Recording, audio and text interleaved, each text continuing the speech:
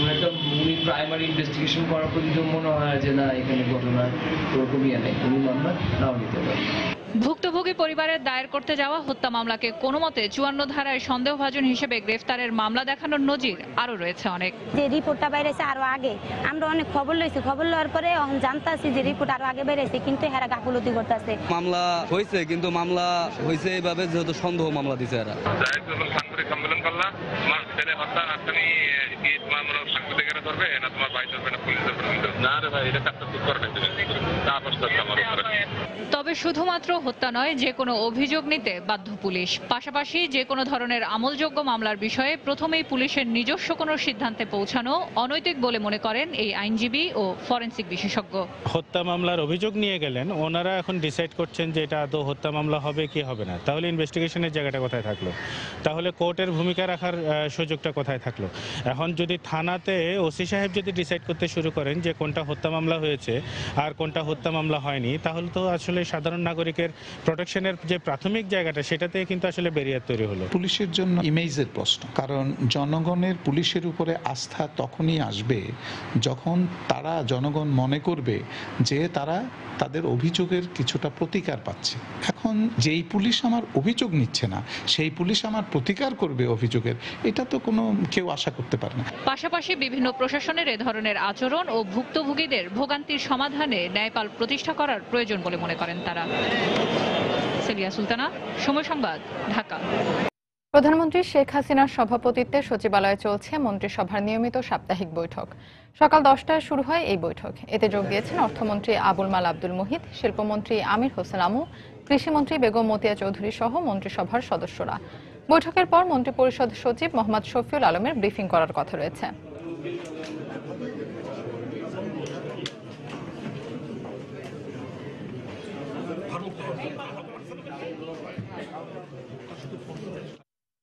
রাজধানীর মহাখালীর 7তলা বস্তিতে মাঝরাতে লাগা আগুনে পুড়ে গেছে শতাধিক ঘর।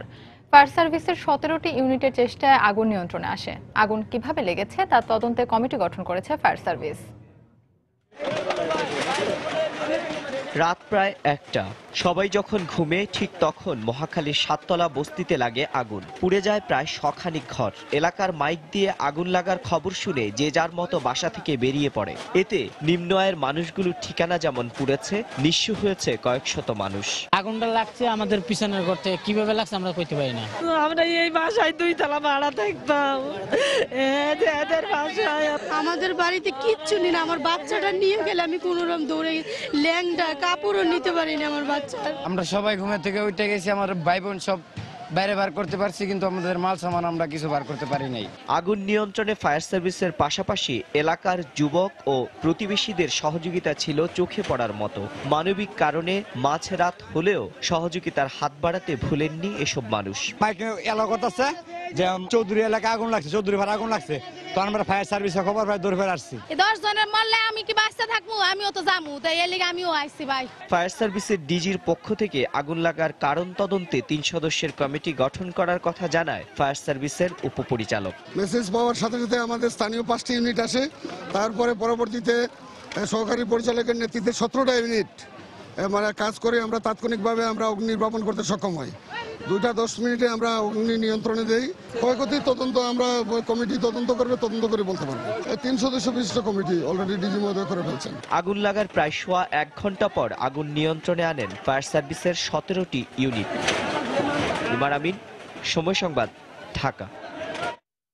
দর্শক, এই মুহূর্তে মহাখালীর 7তলা বস্তি এলাকায় আছেন সহকর্মী শফিক মোহাম্মদ। সবশেষ অবস্থা জানতে সরাসরি চলে যাচ্ছি তার কাছে। শফিক।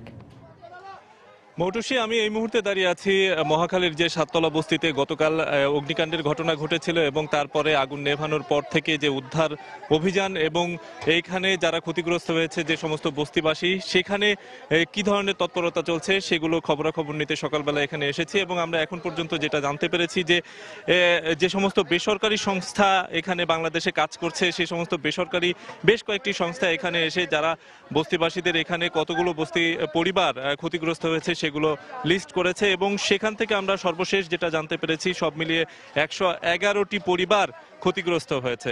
পাশাপাশি স্থানীয় যে কাউন্সিলর আছেন সেই কাউন্সিলরের পক্ষ থেকে সকাল থেকেই কিন্তু এখানে মোটামুটি বিশেষ করে খাবারের সংকট যেটি সকাল থেকে দেখা দিয়েছিল সেটি মোকাবেলা করার জন্য এখানে কিন্তু যে সমস্ত ক্ষতিগ্রস্ত হয়েছেন পরিবার, তাদের পরিবারের সদস্যদের ভেতর খিচুড়ি বিতরণ করা হচ্ছে।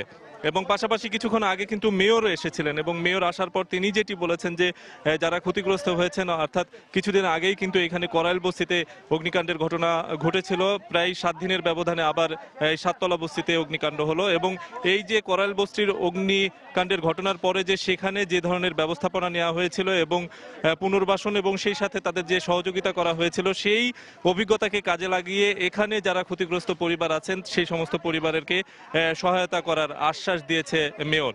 এবং পাশাপাশি এখন পর্যন্ত যারা ক্ষতিগ্রস্ত হয়েছে তারা কিন্তু যে যার বস্তির যে ঘরটি সেই ঘরটির সামনে এবং যে সমস্ত ধ্বংসস্তূপ আছে সেখানে আরো কিছু অবশিষ্ট আছে কিনা বা কিছু আছে কিনা সেই জিনিসগুলোই কিন্তু সকাল থেকে আমরা দেখেছি। যে সমস্ত ক্ষতিগ্রস্ত পরিবার আছে সেই সমস্ত পরিবার তারা তাদের বাড়িটির সামনে দাঁড়িয়ে কিন্তু তারা এই যে ধ্বংসস্তূপ তার মধ্যে থেকে খুঁজে বের করার চেষ্টা করছে শেষ পর্যন্ত কিছু সঠিক বা ঠিকঠাক মতো আছে কিনা। তো এখন পর্যন্ত মোটামুটি আমরা যেটা বলতে পারি যে যে সমস্ত ক্ষতিগ্রস্ত হয়েছে এখান থেকে হতাহতের কোনো খবরাখবর আমরা কিন্তু পাইনি। ফায়ার ব্রিগেডের গতকাল রাত্রে মধ্যরাতে 1টার দিকে আগুন লাগার কিন্তু 2 ঘন্টার মধ্যেই কিন্তু হচ্ছে আগুন নিয়ন্ত্রণ আনতে সক্ষম হয়েছে ফায়ার ব্রিগেডের। আমরা যতদূর সম্ভব জানতে পেরেছি যে 11টি ইউনিট কিন্তু কাজ করেছে এবং সেই 11টি ইউনিট মোটামুটি ভালোভাবে কাজ করার মাধ্যমে কিন্তু অল্প সময়ের মধ্যেই সেই আগুন নিয়ন্ত্রণে আনা সম্ভব হয়েছে। কারণ এই সাততলা বস্তিতে প্রায় 700 থেকে 800টি পরিবার কিন্তু থাকে, তার মিলে আমরা কিন্তু এখন পর্যন্ত জানতে পেরেছি যে 11টি পরিবার ক্ষতিগ্রস্ত হয়েছে। তো মোটামুটি মৌটুসী আমার কাছে এই ছিল সর্বশেষ মহাখালী বস্তির এখান থেকে। দর্শক, মহাখালীর সাততলা বস্তি এলাকায় মাঝরাতে আগুন লাগার পর সেখানকার আজকের বর্তমান পরিস্থিতি আমাদেরকে জানাচ্ছিলেন সহকর্মী শফিক মোহাম্মদ। সময় সংবাদে আরো থাকছে। বৃহত্তর চট্টগ্রামে ক্যান্সার চিকিৎসার জন্য নেই রেডিওথেরাপি মেশিন। চট্টগ্রাম মেডিকেলের কোবার 6 মেশিনও অকেজো, রোগীদের দুর্ভোগ চরমে। উৎসাহ উদ্দীপনায় চলছে নারায়ণগঞ্জ সিটি কর্পোরেশন নির্বাচনের প্রচারণা। সকাল থেকেই আওয়ামী লীগ ও বিএনপি মেয়র প্রার্থী সহ সিটি নির্বাচনের প্রার্থীরা বিভিন্ন পাড়া মহল্লায় ভোটারদের মাঝে গণসংযোগ চালাচ্ছেন। সকালে মেয়র প্রার্থী সেলিনা হায়াত আইভী নগরীর 13 ও 14 নম্বর ওয়ার্ডে প্রচারণা চালান। এ সময় তিনি মাসদাইর, ইসদাইর ও জামতলা এলাকার ভোটারদের সঙ্গে কথা বলেন ও তাদের সমস্যার কথা শোনেন। তিনি আবারও নির্বাচিত হলে বিদ্যমান সমস্যা দ্রুত সমাধানের আশ্বাস দেন। আওয়ামী লীগ প্রার্থীর প্রচারণাকে ঘিরে সে সময় পুরো এলাকা উৎসব মুখর হয়ে ওঠে। এদিকে সকালে নগরীর বঙ্গবন্ধু এলাকা ও পোস্ট অফিস এলাকায় গণসংযোগ করেন সাখাওয়াত হোসেন খান। পরে বিএনপির কেন্দ্রীয় নেতাদের নিয়ে তিনি সিদ্ধিরগঞ্জ এলাকার ভোটারদের সঙ্গে কথা বলেন। এ সময় নগরবাসী তাকেই এবার মেয়র হিসেবে বেছে নেবে দাবি করে তিনি বলেন, সুযোগ পেলে আইভী যেসব কাজ করেননি তা তিনি সম্পন্ন করবেন।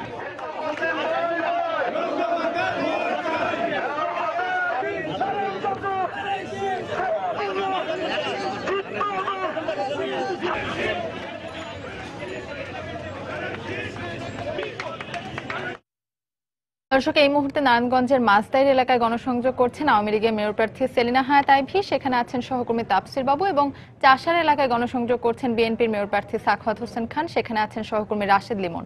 নির্বাচনী প্রচারণার খবর জানতে প্রথমে চলে যাচ্ছি তাফসির বাবুর কাছে। তাফসির। হ্যাঁ মৌটুসী, কিছুক্ষণ আগে আমরা এখন রয়েছি মাসদাইরের গলাচিপা এই জায়গাটির নাম। এখানে কিছুক্ষণ আগে মেয়র প্রার্থী সেলিনা হায়াত আইভী আওয়ামী লীগের তিনি প্রচারণা চালিয়েছেন এবং এর আগে তিনি 12 নম্বর ওয়ার্ডেও গিয়েছিলেন এবং 13 নম্বর ওয়ার্ডে তিনি এখন প্রচারণা চালাচ্ছেন। আমরা দেখেছি যে মাসদাইরে তিনি গিয়েছেন, এর আগে ইসদাইরে গিয়েছিলেন এবং জামতলা সেই এলাকাগুলো ঘুরেছেন। দেওভোগে এখন তিনি যাচ্ছেন এবং সেখানে প্রচারণা চালাচ্ছেন। তো গত কয়েকদিনে আমরা দেখেছি যে 7 দিনে তিনি অন্তত 6টি ওয়ার্ডে গিয়েছেন এবং আজকে একদিনে তিনি 2টি ওয়ার্ডে গিয়ে প্রচারণা চালিয়েছেন। এবং এই যে এলাকাগুলো ঘুরছেন, 27টি ওয়ার্ড রয়েছে নারায়ণগঞ্জে। এর মধ্যে 27টি ওয়ার্ড তো 3টা ভাগে বিভক্ত। একটি হচ্ছে যে সদরের মধ্যে 9টি ওয়ার্ড পড়েছে, এছাড়া বন্দর উপজেলা রয়েছে এবং সিদ্ধিরগঞ্জ রয়েছে। তো এর আগে তিনি সিদ্ধিরগঞ্জেও গিয়েছিলেন, বন্দর উপজেলাতেও গিয়েছিলেন গতকাল এবং আজকে আমরা দেখছি যে তিনি এই সদর উপজেলায় যেগুলো ওয়ার্ড রয়েছে সেগুলোতে তিনি প্রচারণা চালাচ্ছেন। এক্ষেত্রে তার সবচেয়ে বড় সুবিধা হচ্ছে যে এই এলাকাটি আসলে পুরনো পৌরসভা হিসেবেই চিহ্নিত এবং এই পৌরসভা এলাকায় তিনি দীর্ঘদিন চেয়ারম্যান হিসেবে ছিলেন। সেই কারণে এই এলাকার মানুষের সাথে তার পরিচয়টা অনেক আগের। এবং যার কারণে আমরা যেটা বলছি যে যেহেতু এটি অনেক পুরনো এলাকা, এখানে তিনি অনেক কাজই করেছেন এবং তার জন্য আসলে এখানে নতুন করে প্রচারণা চালানোর তেমন কিছুই নেই। তারপরেও তিনি এলাকায় আসছেন, কারণ ভোটারদের কাছে নির্বাচনের আগে আগে আসতে হয়, ভোট চাইতে হয়, এটাই হচ্ছে সাধারণ রীতি। আর আমরা দেখছি যে এখন কিন্তু প্রধান যে প্রতিদ্বন্দ্বী দুই প্রার্থী সেলিনা হায়াৎ আইভী এবং সাখাওয়াত হোসেন, দুইজনই কিন্তু মুখ খুলছেন একে অপরের বিরুদ্ধে, যেটি এর আগে আমরা খুব একটা দেখিনি। এবং এখন তারা একে অপরকে বিভিন্ন রকম কথাবার্তা বলছেন এবং রাজনৈতিক শিষ্টাচার মেনেই সেগুলো বলছেন। আমরা আজকে দেখেছি যে সেলিনা হায়াৎ আইভী তিনি বলেছেন যে সাখাওয়াত তার বিরুদ্ধে অভিযোগ করেছেন যে আইভী যথাযথ উন্নয়ন করতে পারেননি। তো তার জবাবে আজকে আমরা আইভীর বক্তব্য শুনলাম। তিনি বলেছেন যে গতকালও তিনি এরকম কথা বলেছিলেন যে সাখাওয়াত আসলে এই জেলায় নতুন, নারায়ণগঞ্জের নতুন, এবং এখানকার রাস্তাঘাটও এখনো তিনি সবকিছু সাখাওয়াত ঠিকভাবে চেনেন না। যার কারণে আইভীর বক্তব্য হচ্ছে যে যদি উনি রাস্তাঘাট চিনতেন এবং সব জায়গায় যেতেন তাহলে তার উন্নয়ন আসলে দৃশ্যমান, আইভীর উন্নয়নগুলো সেগুলো সাখাওয়াত দেখতেন এবং এই ধরনের মন্তব্য করতে পারতেন না। তবে এরপরও তিনি বলছেন যে উন্নয়ন যে সবকিছু তিনি করে ফেলেছেন এমনটি তিনি দাবি করছেন না, কিছু কিছু কাজ তার এখনো পর্যন্ত অনেক বাকি আছে, সেই কাজগুলো তিনি করবেন। এবং এক্ষেত্রে বিশেষ করে তিনি বলেছেন যে বন্দর এবং সিদ্ধিরগঞ্জ এলাকায় তার করার অনেক কিছুই বাকি আছে, সেই কাজগুলো তিনি আগামী মেয়াদে আসলে করবেন। তো আমরা এখন চলে যাচ্ছি নারায়ণগঞ্জের চাষারায়, সেখানে রয়েছেন সহকর্মী রাশেদ লিমন, তার কাছে সাখাওয়াত হোসেনের প্রচারণার খবর জানতে। প্রার্থী অ্যাডভোকেট সাখাওয়াত হোসেন তিনিও কিন্তু সকাল থেকে প্রচারণায় নেমেছেন এবং সকালবেলা তিনি আমরা যেমনটি দেখেছিলাম পোস্ট অফিস রোড, ফলপট্টি সহ বেশ কিছু এলাকায় প্রচারণা চালিয়ে বঙ্গবন্ধু বিনিয়োগ যে তাদের যে এই বঙ্গবন্ধু সড়কে দলীয় কার্যালয় রয়েছে সেই দলীয় কার্যালয়ে কেন্দ্রীয় নেতাকর্মীরা এসেছিলেন, তাদের সঙ্গে কিন্তু একটু বৈঠক করেছেন এবং বৈঠকের পরে আমরা দেখেছি যে তিনি সেই বঙ্গবন্ধু সড়কের বেশ কিছু দোকানপাট সহ, যেহেতু একটি ব্যস্ততম সড়ক, দোকানপাট সহ আশেপাশের যে লোকজন ছিল তাদের সঙ্গে তাদের কাছে গিয়ে তিনি ভোট চেয়েছেন এবং এরপরে তিনি এখন সেই কেন্দ্রীয় নেতাদের সঙ্গে ১ নম্বর ওয়ার্ডে গিয়েছেন, তারপর রয়েছেন তার প্রচারণা নিয়ে। পাশাপাশি তিনি কিন্তু প্রচারণা যে যাচ্ছেন তিনি কিন্তু আসলে বিভিন্ন প্রতিশ্রুতি দিচ্ছেন এবং এই প্রতিশ্রুতিগুলো বাস্তবায়নের কথাও বলছেন এবং সময় যত বাড়ছে আমরা কিন্তু দেখছি যে এই দুই প্রার্থীর মধ্যে বিশেষ করে বিএনপি এবং আওয়ামী লীগ প্রার্থীর মধ্যে কিছুটা পাল্টা অভিযোগ বা একে অন্যের দিকে একটু অভিযোগের আঙ্গুল বাঁকা করা এইগুলো কিন্তু শুরু হয়েছে এবং এরই মধ্যে যেমনটি তিনি আজকে বলছিলেন যে আওয়ামী লীগের প্রার্থী সেলিনা হায়াৎ আইভীর কথা, যে তিনি সিটি কর্পোরেশনের প্রথম 5 বছরে যে কাজ করেছেন তাতে কিন্তু জনগণের যে চাহিদা সেটা কিন্তু খুবই সামান্য পূরণ হয়েছে এবং তিনি দাবি করেছেন তিনি যদি মেয়র হতে পারেন জনগণের চাহিদা সর্বোচ্চ পূরণ করার চেষ্টা করবেন এবং পাশাপাশি তিনি আরো বলেছেন যে এই নারায়ণগঞ্জকে একটি সন্ত্রাস ও মাদকমুক্ত শহর হিসেবে তৈরি করা হবে। তো এখন এই ছিল এখনকার মতো মৌটুসী, আমার কাছ থেকে সব শেষ। দর্শক, নারায়ণগঞ্জের সিটি কর্পোরেশন নির্বাচনকে সামনে রেখে আওয়ামী লীগ ও বিএনপি মনোনীত মেয়র প্রার্থীদের প্রচারণার খবর জানাতে নারায়ণগঞ্জ থেকে আমাদের সঙ্গে যোগ দিয়েছিলেন সহকর্মী রাশেদ লিমন এবং তাপসির বাবু। অর্থনীতির নানা সূচকে একটু একটু করে এগিয়ে স্বাধীনতার ৪৫ বছরে বাংলাদেশ পেয়েছে নিম্ন মধ্যম আয়ের দেশের স্বীকৃতি। প্রান্তিক জনগোষ্ঠীর কল্যাণে নানা সুরক্ষা কার্যক্রম থাকলেও তা ঘুরপাক খাচ্ছে গতানুগতিকতার মধ্যে। তাই বেকার ভাতা, সব স্তরে পেনশন বা বিনামূল্যে স্বাস্থ্যসেবার রাষ্ট্রীয় নিশ্চয়তা পাওয়ার মতো কল্যাণ রাষ্ট্রের ধারণা থেকে আছে অনেক দূরে। বিশ্লেষকরা বলছেন সব স্তরের মানুষের সামাজিক সুরক্ষা নিশ্চিত করতে এখনই নিতে হবে দূরদর্শী পদক্ষেপ। সাজিদ রাজুর রিপোর্ট। নারায়ণগঞ্জের রূপপুর উপজেলার অশীতিপর বৃদ্ধ আব্দুস সালাম নিঃসন্তানে প্রবীণের রাত কাটে অন্যের বাড়িতে। সরকারি বয়স্ক ভাতায় প্রয়োজন মেটে না, তাই জীবনের শেষ বেলায়ও এমন খাটুনি। বাড়ি যাবো, বাড়ি চাই হেরা আছে। আপনার ছেলে মেয়ে? আরে না, যাদের ঘর আছে, সন্তান আছে, তাদেরও জীবিকার তাগিদে বের হতে হয় বাধ্য হয়ে। সরকারি ভাতার অপ্রতুলতা সহ জানালেন নানা অনিয়ম, দুর্নীতির কথা। তাই শেষ জীবনে অন্ন, বস্ত্র, চিকিৎসার জন্য নির্ভরতা সন্তানদের উপরই। আজকাল ঘুষের দাম না জানেন না, ঘুষ খায় আরেক অনেক দিয়ে ফেলায়। আগে পরিশ্রম করেছি, অনেকদিন না করি তো বয়ে পড়তাম না। দেশ মধ্যম আয়ের স্বীকৃতি পেলেও শহুরে মধ্যবিত্ত চাকুরিদের নিরাপত্তা কতটুকু? দেখা যাচ্ছে আজকে আমার চাকরিটা চলে গেল, তখন আমি কিভাবে কি করব? দেখা যাচ্ছে আমার যদি ব্যাকগ্রাউন্ড ভালো থাকে, ফ্যামিলি ব্যাকগ্রাউন্ড, হয়তো বা আমি টুডে টুমোরো একটা কিছু করতে পারবো, কিন্তু যার ব্যাকগ্রাউন্ড ভালো না থাকবে সে কি করবে? ঘর থেকে যখন বের হই, যে আজকে আমার চিন্তা থাকে হ্যাঁ আমার আজকে ঘরে কি কি প্রয়োজন মেটাতে হবে, মাস শেষে আমার এই বেতন দিয়ে হচ্ছে কিনা। নিম্ন আয়ের মানুষের জন্য চলছে 10 টাকা কেজি দরে চাল বিতরণ কার্যক্রম। 32 লাখ বয়স্ক এবং 11.5 লাখ বিধবা নারীর ভাতা বাবদ প্রায় 700 কোটি টাকার প্রকল্প। প্রান্তিক মানুষদের সাহায্যার্থে আছে নানা কর্মসূচি। এরই মধ্যে জাতিসংঘ ঘোষিত এমডিজির লক্ষ্য পূরণের পর এবার যাত্রা শুরু হয়েছে এইচডিজির পথে। তাই বিশ্লেষকরা বলছেন এবার সময় হয়েছে সব নাগরিকের জন্য টেকসই সামাজিক নিরাপত্তা নিশ্চিত করার। যারা কর্মক্ষম তার ইনকাম থেকে সরকারের উচিত পেনশন ফান্ডে নিয়ে আসা, কারণ এই লোকটা যখন বয়স্ক হবে, যখন 50 বছর হবে, যেহেতু তা 80 বছর পর্যন্ত অ্যাভারেজ আয়ু, 30 বছর সে কিভাবে খাবে? আমরা সেদিকে যদি চিন্তা না করি, হঠাৎ করে ইকোনমি মুখ থুবড়ে পড়ে যাবে। জিডিপির মাত্র 1.45% মতো সামাজিক নিরাপত্তার জন্য ব্যয় করছে। আপনি দেখবেন যে অন্যান্য মধ্যমায়ের দেশগুলো কিন্তু এটা 4 থেকে 6%। রাজস্ব জিডিপির অনুপাত যদি আমরা বাড়াতে না পারি, তাহলে এই ধরনের খাতে ব্যয় করার কথা বলি, সেটা আমরা করতে পারবো না। দেশের অর্থনীতি এগিয়ে চলেছে দ্রুত গতিতে। বেসরকারি খাতের ব্যাপক বিস্তার মধ্যম আয়ের দেশের স্বীকৃতি পেতে রেখেছে সহায়ক ভূমিকা। এমন অবস্থায় অর্থনীতি বিশ্লেষকরা বলছেন, সরকারি চাকরিজীবীদের পাশাপাশি দেশের সব নাগরিকের জন্য একটি নির্দিষ্ট বয়সের পর জাতীয় পেনশন ব্যবস্থা গড়ে তুলতে পারলে নিশ্চিত হবে সামাজিক নিরাপত্তা, আর দেশ এগিয়ে যাবে একটি সুখী, সমৃদ্ধ ও কল্যাণমুখী রাষ্ট্রের দিকে। সাজিদ রাজু, সময় সংবাদ, ঢাকা। সময় সংবাদে আরো থাকছে, নিউ ইয়র্কের সিটি আইডি প্রাপ্ত অভিবাসীদের তথ্য ট্রাম্প প্রশাসনকে দেয়া হবে না, ঘোষণা মেয়রের। অভিবাসীদের সব ধরনের নিরাপত্তা নিশ্চিতের আশ্বাস। সরকারের কঠোর অবস্থানের কারণে খাদ্য বান্ধব কর্মসূচির কার্ড ফিরে পেল অসহায় গরিব মানুষ। যাচাই বাছাই শেষে প্রশাসন বিত্তবানদের কাছ থেকে কার্ড ফেরত নেওয়ার পর সব মহলে স্বস্তি ফিরে এসেছে।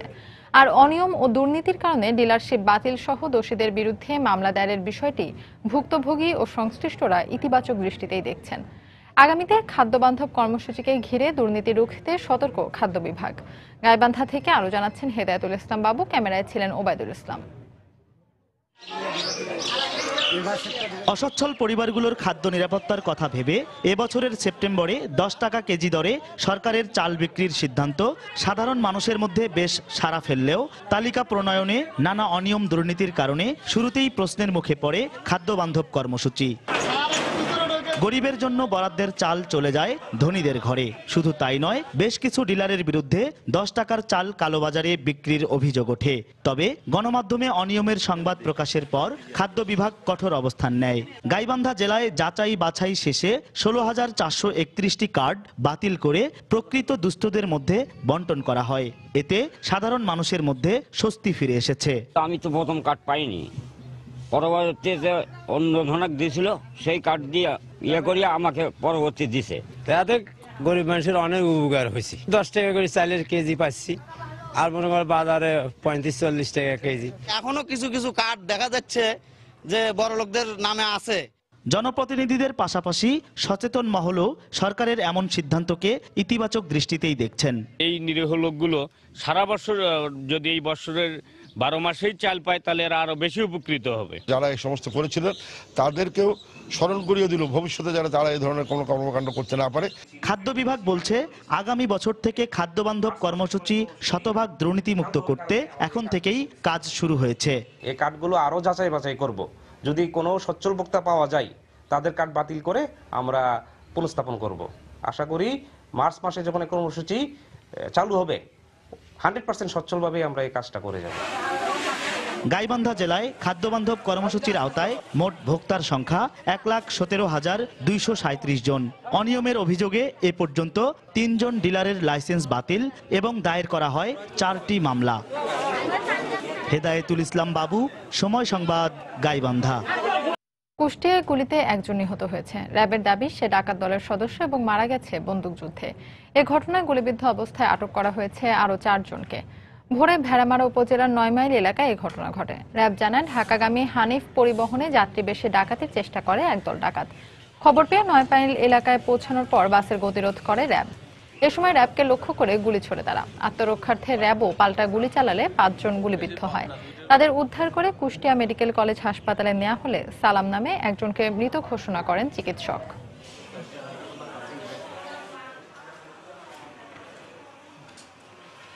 বৃহত্তর চট্টগ্রামের 4 কোটি মানুষের জন্য ক্যান্সার চিকিৎসায় ব্যবহারের জন্য নেই কোনো রেডিওথেরাপি মেশিন। একমাত্র ভরসা হিসেবে চট্টগ্রাম মেডিকেল কলেজ হাসপাতালে কোবাল্ট 680 নামের যে মেশিনটি ছিল তাও নষ্ট হয়ে গেছে গেল বছর। এতে করে দূর দূরান্ত থেকে রেডিওথেরাপি দিতে আসা রোগীরা পড়েছেন চরম বিপাকে। আর ঢাকায় গিয়ে মাসের পর মাস অপেক্ষা করেও পাওয়া যাচ্ছে না এই সেবা। বিস্তারিত জানাচ্ছেন শফিকুল আলম। সিরিয়াল দি আজও সিরিয়াল নয়, আজ 2-3 মাস হয়ে যায়। অসুস্থ লোকে আবার ঢাকা যাবে, সিরিয়াল আনবে, আবার যেতে হবে, এটা তো নিয়ম না। চট্টগ্রামে কাঙ্ক্ষিত সেবা না পেয়ে ঢাকায় ক্যান্সারের রেডিওথেরাপি দিতে গিয়ে দুর্ভোগের শিকার রোগীরা এভাবেই তুলে ধরেন তাদের নানা সমস্যার কথা। বিশ্ব স্বাস্থ্য সংস্থার তথ্য মতে প্রতি 10 লাখ মানুষের জন্য একটি রেডিওথেরাপি মেশিন থাকার কথা। সেই হিসাবে চট্টগ্রাম বিভাগে প্রয়োজন 40টি। চট্টগ্রাম মেডিকেল কলেজ হাসপাতালে ক্যান্সার রোগীদের চিকিৎসার জন্য রেডিওথেরাপির যে মেশিনটি ছিল সেটি 1995 সালের। একটি মাত্র মেশিন হওয়ায় অতিরিক্ত চাপের কারণে কিছুদিন পরপর এটির বিভিন্ন যন্ত্রাংশে দেখা দেয় ত্রুটি। 2015 সালে মার্চে একেবারে নষ্ট হয়ে যায় শেষ ভরসার মেশিনটিও। এরপর থেকে শুরু হয় হাসপাতালে সেবা নিতে আসা ক্যান্সার রোগীদের নানা ভোগান্তি। থাকার জায়গা নাই, খাওয়ার নাই, পয়সা খরচ, তারপর আবার ওইদিকে ওরা দালাল কতগুলো আছে না, ওরা টাকা চায়। এ অবস্থায় অনেকটা বাধ্য হয়ে ক্যান্সার রোগীদের ঢাকায় পাঠাচ্ছে হাসপাতাল কর্তৃপক্ষ। চিটাং মেডিকেলে যে মেশিনটা আছে এই মুহূর্তে কাজ করছে না। Cervix patient, vocal cord, breast ক্যান্সারের পেশেন্ট, তো এই যেগুলো অ্যাডজুভেন্ট রেডিওথেরাপি এগুলোকে ঢাকায় যেতে হয়। এদিকে রোগীদের দুর্ভোগের কথা স্বীকার করে শীঘ্রই নতুন মেশিন আনার কথা জানালেন হাসপাতালের পরিচালক। বাংলাদেশ সরকার পরিকল্পনা করেছেন 4টা কোবাল্ট মেশিন কেনার জন্য।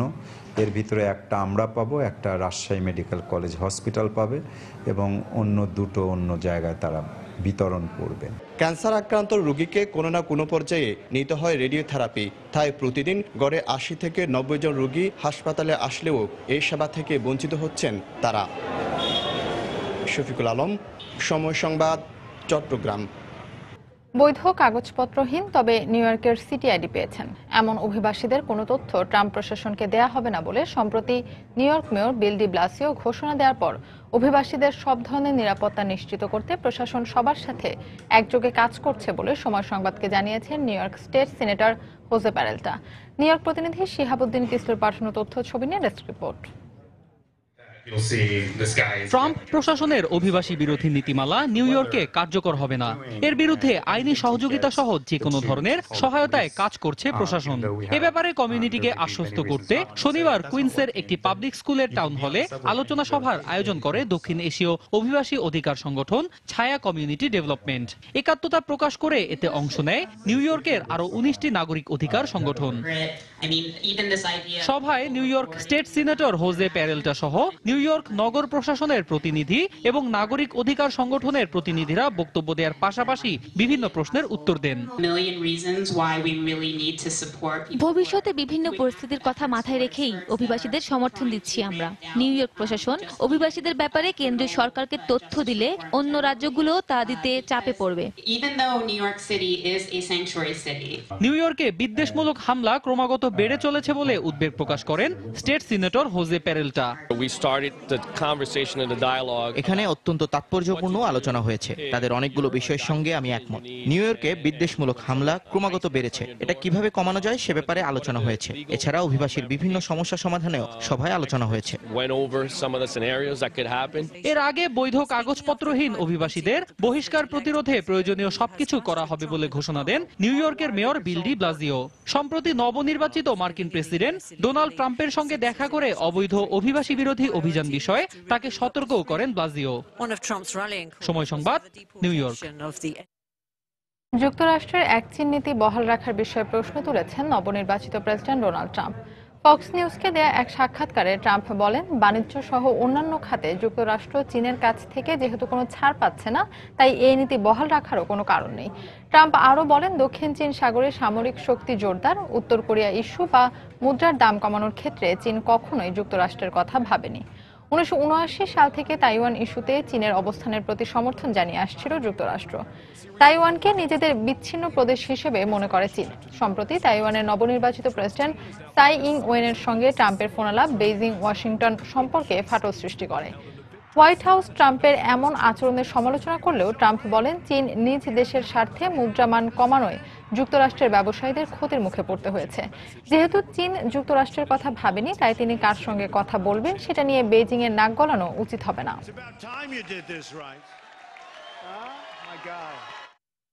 এ পর্যায়ে শীর্ষ সংবাদ জানিয়ে দিচ্ছে আরেকবার। নিম্ন আদালতের বিচারকদের আচরণবিধির বিষয়ে রাষ্ট্রপতিকে ভুল বোঝানো হয়েছে, মন্তব্য আপিল বিভাগের। 15 জানুয়ারির মধ্যে গেজেট আকারে প্রকাশের নির্দেশ। প্রশাসনের ছত্রছায়ায় থানায় হত্যা মামলাও পাল্টে যাচ্ছে 54 ধারায়। পার পেয়ে যাচ্ছে আসামিরা, অভিযোগ ভুক্তভোগীদের। পুলিশের আচরণ অনৈতিক, মন্তব্য আইনজীবীদের। রাজধানীর মহাখালীর 7তলা বস্তিতে আগুন, পুড়ে গেছে শতাধিক ঘর। ক্ষতিগ্রস্তদের সহায়তার আশ্বাস মেয়রের। মেয়রের পাশাপাশি কাউন্সিলর প্রার্থীদের পদচারণায় মুখর নারায়ণগঞ্জ সিটি। প্রতিশ্রুতির ফুলঝুরি নয়, প্রার্থীর যোগ্যতাকে এগিয়ে রাখছেন ভোটাররা। এবং স্বাধীনতার 45 বছরে সব স্তরে পৌঁছে দেয়া যায়নি সামাজিক সুরক্ষা কার্যক্রম। অনিয়ম দূর করে নাগরিকদের সামাজিক নিরাপত্তার আওতায় আনার তাগিদ বিশ্লেষকদের। এই ছিল এখনকার মতো। যে কোনো খবর পেতে ভিজিট করুন সময়নিউজ.tv। যে কোনো বাংলা লিংক, রবি ও এয়ারটেল নম্বর থেকে সময় সংবাদের খবর, অনুষ্ঠান সম্পর্কে জানতে এবং যে কোনো তথ্য সময় সংবাদকে জানাতে ডায়াল করুন 1624 নম্বরে। এছাড়া এইমাত্র পাওয়া খবর মোবাইলে পেতে SMS করুন *BN লিখে পাঠিয়ে দিন 1624 নম্বরে। সঙ্গে থাকুন সময়ের।